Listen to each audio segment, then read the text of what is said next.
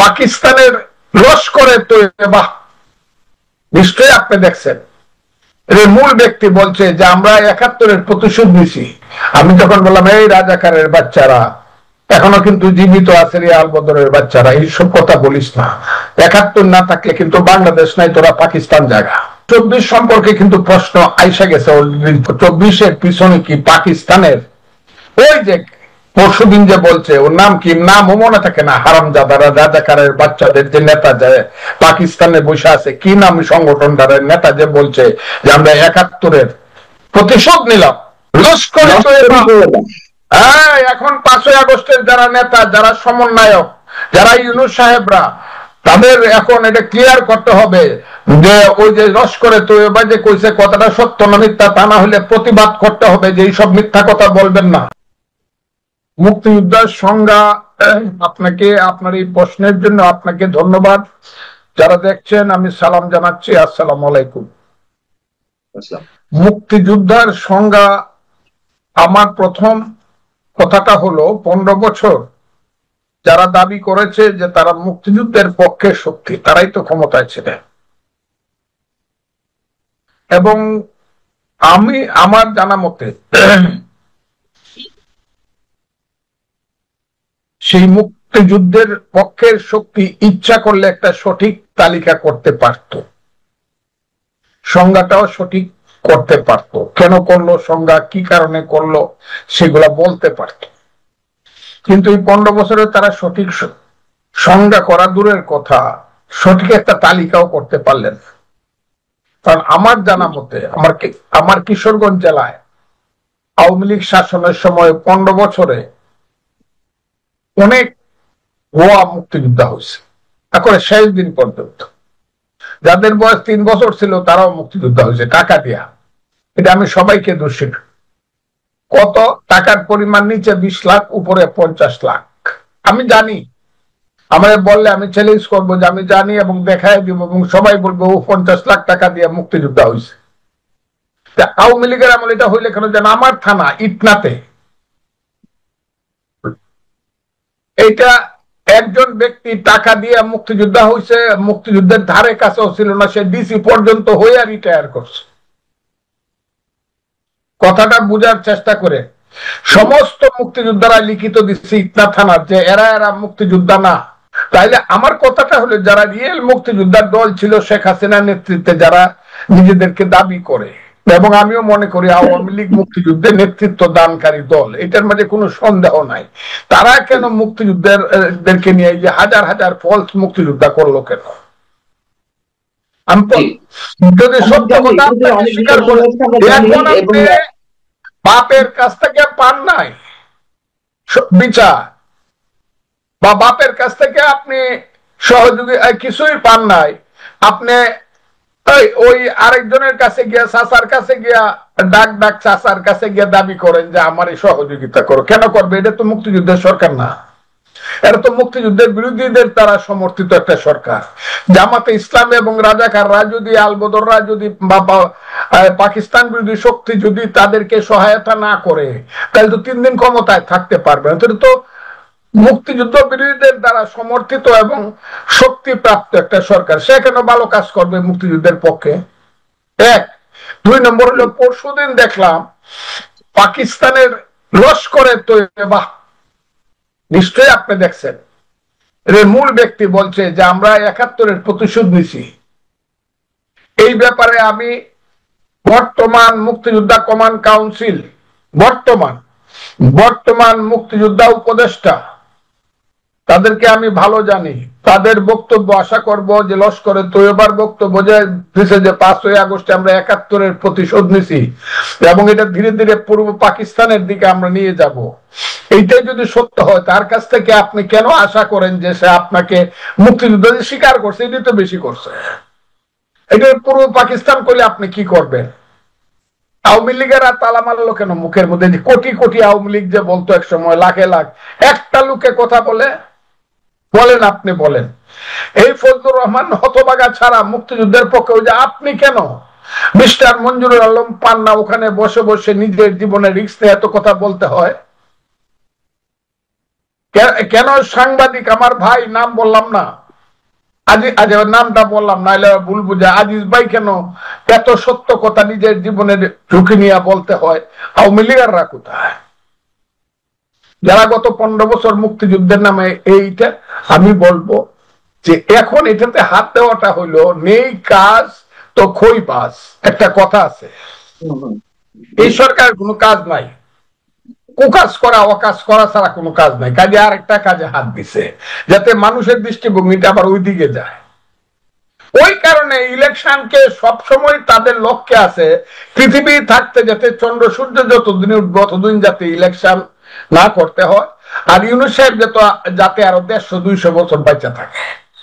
এবং এই আমার ধারণা স্বাধীনতা বিরোধীরা যারা এবং তাদের যে সাহায্যকারী কিছু ওরা আছে, মোল্লা মুন্সিরা আছে, এরা দোয়া করে প্রত্যেকদিন, হে আল্লাহ তুমি ইউনূস সাহেবকে 150 বছর আয়ু দাও আর সারা জীবন ওনাকে ক্ষমতা দাও। কাজে আপনি বুঝতে চান এই সরকার, ইউনূস সাহেবের সরকার 150 বছর থাকার চেষ্টা করতেছে। আমি এই কথাটা রূপ করতে বলতে যতদিন জীবন আছে, আর এটাকে আস্তে আস্তে ধীরে ধীরে মুক্তিযুদ্ধের বিপক্ষে নেওয়ার চেষ্টা করতেছে। এখন যে অর্ডিনেন্সটা তারা করছে, আমি যতটুকু দেখছি, আমার ভুল হইলে সবাই ক্ষমা করবে, ওই আওয়ামী লীগের এমপিদেরকে বাদ দেওয়ার জন্য এই কাজটা করছে বলে আমার মনে হয় যে মুক্তিযুদ্ধে আওয়ামী লীগ খুব কিছু করে নাই, এটাকে ছোট করার জন্য করছে। তো করবেই তো, আওয়ামী লীগ তো পলাইলো কেন? জি, আমার প্রশ্ন হচ্ছে যে এই গেজেট প্রকাশের সঙ্গে সঙ্গে যে ধরনের রিপোর্টিং হলো বিভিন্ন পত্রপত্রিকা, আমরাও ধরে নিলাম বঙ্গবন্ধু সহ জাতীয় 4 নেতা এবং জাতীয় পরিষদ বা প্রাদেশিক পরিষদ, মুক্তিযুদ্ধ আগে পূর্ব পাকিস্তানের সময় যে নির্বাচনগুলো অনুষ্ঠিত হয়েছিল তার সদস্যরা 4 শতাধিক নেতা মুক্তিযোদ্ধার স্বীকৃতি বাতিল হচ্ছে। পরবর্তীতে মুক্তিযুদ্ধ বিষয়ক উপদেষ্টা ফারুকী আজম তিনি বলেছেন না, এটা ভুল বোঝাবুঝি, তাদের স্বীকৃতি বাতিল হচ্ছে না।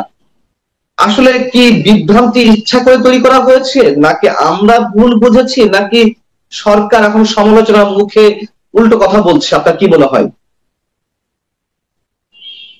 এই সরকার সবই টেস্ট করতেছে, টেস্ট করে, বুঝছে যে আমরা এই কাজটা করে টেস্ট করে ভিন্ন কারণে। একটা হইলো জিনিসটাকে পাকিস্তানের দিকে নিয়ে যাওয়ার জন্য টোকা দিয়া দেখে। কি টোকা দিছে? প্রথম মুক্তিযুদ্ধ হলো 47, মুক্তিযুদ্ধ হলো 24, 71 হলো ভাইয়ে ভাইয়ে ঝগড়া, ওখানে কোনো যুদ্ধ হয় না, এটা ছিল ইন্ডিয়ার কনস্পিরেসি, ভারতের চক্রান্ত। 71।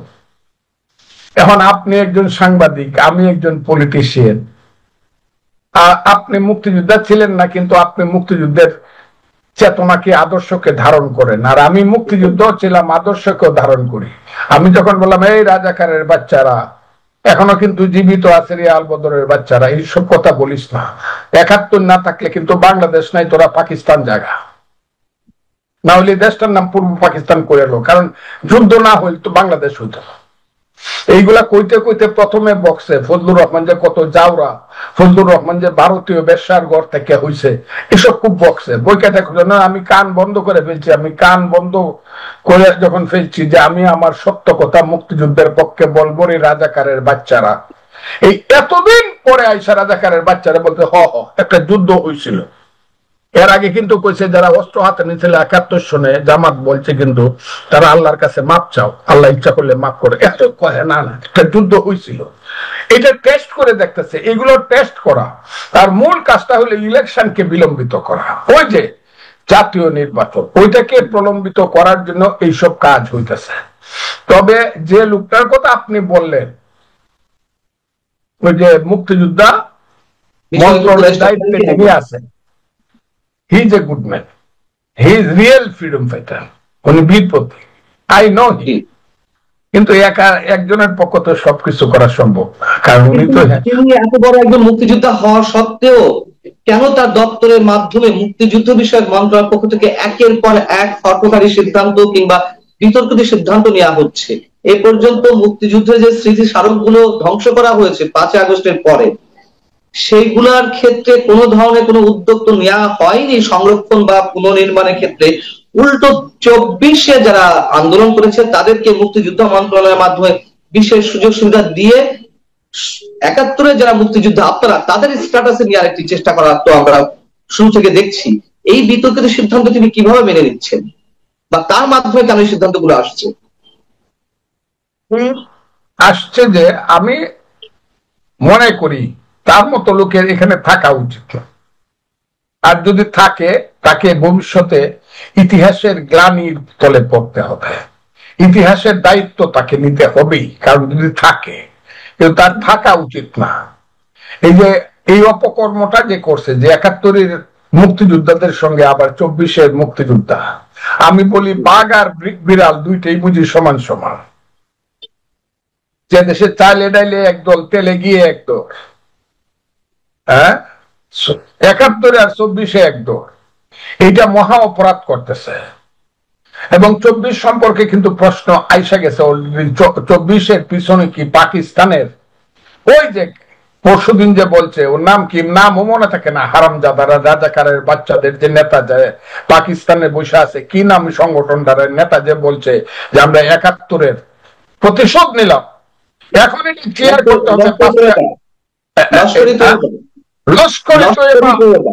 হ্যাঁ, এখন 5ই আগস্টের যারা নেতা, যারা সমন্বয়ক, যারা ইউনূস সাহেবরা, তাদের এখন এটা ক্লিয়ার করতে হবে যে ওই যে লস্করে তৈয়বা যে কইছে কথাটা সত্য না মিথ্যা, তা না হলে প্রতিবাদ করতে হবে যে এইসব মিথ্যা কথা বলবেন না।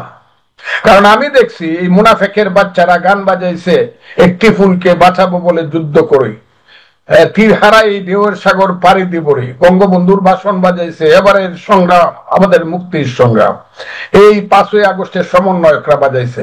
আচ্ছা, এটার সঙ্গে না হয় কিছু মুনাফিকি করতেছে, বুঝতেছি, কিন্তু এদের পিছনে এই যে একটা ছেলে সার্জিস আলম বলে ফেলছে যে এদের পিছনে জামাত আছে আর শিবির আছে, এরা হইলো ভ্যানগার্ড।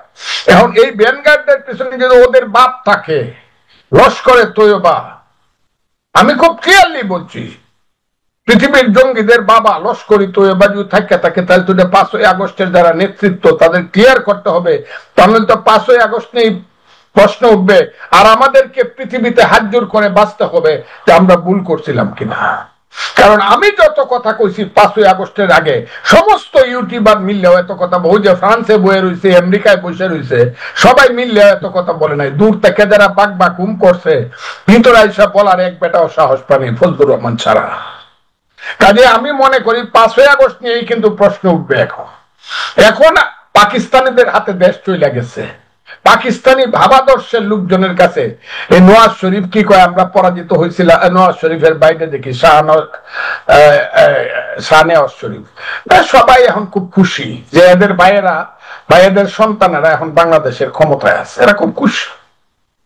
কিন্তু এরা যখন খুশি হয় তাহলে যে সার্জিস আলমের কথা বলছিলেন বা হাসনাত আব্দুল্লাহ সাবেক সমন্বয়করা একসময় যখন বুঝতে পারলো যে মুক্তিযুদ্ধ ছাড়া আসলে দেশে রাজনীতি করা সম্ভব নয়, তখন তারা জামাতে ইসলামীকে অ্যাটাক করা শুরু করলো। আবার যখন জামাতের একজন শীর্ষ নেতা মানবতা বিরোধী অপরাধের দায়ে দণ্ডিত হয়েছিলেন, মৃত্যুদণ্ডপ্রাপ্ত হয়েছিলেন, তিনি যখন খালাস পেলেন, তখন আবার তারা মন্তব্য করলেন যে একে একে যাদের মৃত্যুদণ্ড হয়েছে তারা যদি ফিরে আসতেন, তারা যদি বেঁচে থাকতেন, তারাও সম্ভবত এভাবে বেরিয়ে আসতেন। আসলে তাদের উদ্দেশ্যটা কি? কখনো জামাতের বিরুদ্ধে কথা বলছে, আবার জামাতের যুদ্ধাপরাধীদের পক্ষে তারা কথা বলছে, জয়গান গাইছে।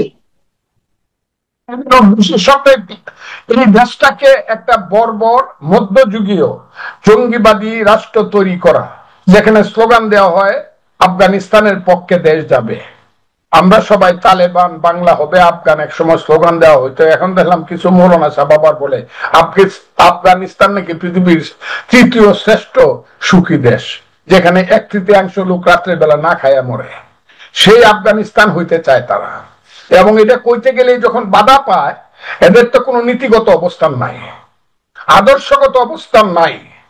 যখন মনে করে যে বেশি বাধা পাইতেছে, তখন আবার একটু, এইগুলা তো খুবই বাটপার শ্রেণীর মানুষ, ওই যে গ্রাম্য বাটপার থাকে, আমি এদেরকে তো বাটপার বলি, এক শ্রেণীর মানুষ যারা ওই আদম ব্যবসা করে, মানুষের কাছ থেকে গিয়া কয় টাকা দেও 2 লাখ, 15 দিনের মধ্যে সৌদি আরবে পাঠামো, বেতন হবো 60,000, ওইসব বাটপার শ্রেণীর মানুষ, নিজেরাও বাটপার, যারা বাদ খাইতে পারতো না 2 টাকা দিয়ে, যাদের 200 কোটি টাকা হয়েছে, এই শ্রেণীর মানুষ হলো এরা। মানুষ এরা কি মানুষ? এরা এইসব ছেলে পেলে, এইসব লোকজন কি মানুষ? এরা কোথাও কোন কাজে এরা লাগছে?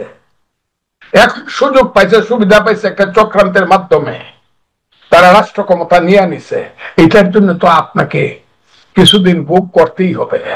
যদি আপনি সঠিক না, আপনি কেন এরকম করছিলেন? এটা আগে নিজে তওবা করেন, আগে নিজেরা তওবা করেন। কেন 15 বছর আপনি 3টা ইলেকশন দেন নাই? কেন 14 সনের বিনা ভোটে ইলেকশন করছেন? কেন 18 সনের দিনের ভোট তাতে করছেন, নিশিরাইতের এমপি হয়েছে? কেন 24 সনে আমির আমির ভোট করছেন?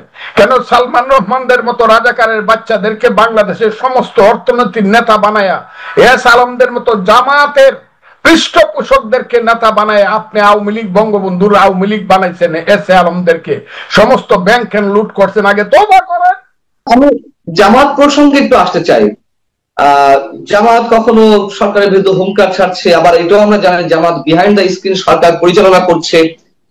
মুক্তিযোদ্ধাদের সংজ্ঞা নির্ধারণের ক্ষেত্রে বা সরকারের পক্ষ থেকে যে গেজেটটি প্রকাশ করা হয়েছে, কার মুক্তিযোদ্ধা স্বীকৃতি থাকবে, কে সহযোগী মুক্তিযোদ্ধা হবে, সেই জায়গায় একটি অপশনে বলা হচ্ছে, আমি একটু বলি আপনাকে, এই বিষয়ে একটু খণ্ডন করতে, মানে আপনার কাছে ব্যাখ্যাতে চাওয়ার ইচ্ছা রয়েছে আমার। মুক্তিযুদ্ধের পরিবর্তিত সংজ্ঞায় বলা হচ্ছে 1971 26 মার্চ হতে 16 ডিসেম্বর পর্যন্ত একটি স্বাধীন গণতান্ত্রিক রাষ্ট্র হিসেবে বাংলাদেশের জনগণের জন্য সাম্য, মানবিক মর্যাদা ও সামাজিক ন্যায় বিচার প্রতিষ্ঠার আকাঙ্ক্ষায় হানাদার দখলদার পাকিস্তানের সশস্ত্র বাহিনী এবং তাদের সহযোগী রাজাকার, আল বদর, আল শামস, তৎকালীন মুসলিম লীগ, জামায়াতে ইসলামী, নিজামে ইসলাম এবং দালাল ও শান্তি কমিটির বিরুদ্ধে যুদ্ধ, অর্থাৎ পাকিস্তানি দখলদার বাহিনী সহ আল বদর, আল শামস, তৎকালীন মুসলিম লীগ, জামাত ইসলামী সহ যারা ছিল তাদের বিরুদ্ধে যে যুদ্ধ সংঘটিত হচ্ছে সেটাই মুক্তিযুদ্ধ। তাহলে এই যে গেজেটে জামাত যে বাংলাদেশের বিরুদ্ধে ছিল, যুদ্ধ অপরাধ সংগঠন হিসেবে দায়িত্ব পালন করেছে বা পাকিস্তানের পক্ষে দায়িত্ব পালন করেছে, এখন সরকার আসলে কি বলতে চাইছে? সরকারের মোটিভটি কি? তারা এই 3 দিয়ে আবার নতুন কোন খেলা খেলতে চাইছে, কি মনে হয়?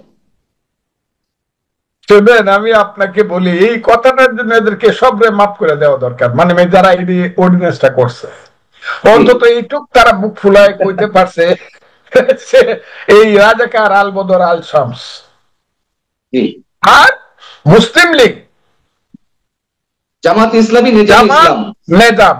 মুসলিম লীগ মারা গেছে, জামাত এখনো শুধু জীবিত না, আরো বেশি শক্তিমান হয়ে আসছে, এই তো কথাটা। জামাত যে যুদ্ধ করলো, এরা যদি যুদ্ধ অপরাধী হয়ে থাকে, এই নামে দল করে কেমনে? এপিলেট ডিভিশন তাদেরকে এফিলিয়েশন দিল কেমনে, রিকগনিশন দিল কেমনে? তাইলে সরকার এটা লেখে কেমনে? তাই হয় সরকার তাইলে সত্য লেখতেছে, এফিলেট ডিভিশন সরকারকে বুঝতেছে না। আমি এর বেশি আর কইলাম না। দুইটার মধ্যে মারাত্মক কন্ট্রাডিকশন। যারা আমার মুক্তিযুদ্ধের বিরুদ্ধে যুদ্ধ করছে জামাত, তাদেরকে আবার আওয়ামী লীগ বাতিল করছে। ন্যায় অন্যায় বুঝি না, তুই যুদ্ধ করছিস বাতিল হো, এদেরকে আবার এফিলিয়েশন দিছে। তাইলে এপিলেট ডিভিশনকে ধরতে হবে। আবার যদি এপিলেট ডিভিশন বলে যে না, আমাদেরটাই সত্য, সরকার যেটা করছে এটা মিথ্যা, জামাত মুক্তিযোদ্ধার দল ছিল, তাইলে তো সরকারকে পদত্যাগ করতে হয়। এই কন্ট্রাডিকশন রয়ে গেছে।